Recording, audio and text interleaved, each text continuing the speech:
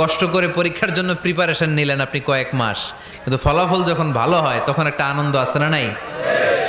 সারাদিন রোজা রাখলেন রমজানে, কি কষ্ট, তৃষ্ণায় গলা ফেটে যায়, কিন্তু ইফতারির সময় যখন রুহ আফজা শরবতটা খাই কেমন লাগে? একটা আনন্দ আছে না নাই? এজন্য আল্লাহ বললেন فإن مع العسر يسرا إن مع العسر يسرا ও নবী, কষ্টের দিন মক্কায় অল্প কিছু দিন, মদিনাতে আনন্দের দিন অপেক্ষা করছে। আমাদের জীবনে যদি দুঃখ কষ্ট আসে আমরা ধৈর্য ধরবো, তাওয়াক্কুল করবো একজনের উপর, তিনি কে? কারণ আমরা বিশ্বাস করি কষ্টের দিন এটা চিরকালের জন্য নয়, সামনে আনন্দের দিন আমাদের জন্য সেট করে রেখেছে কে?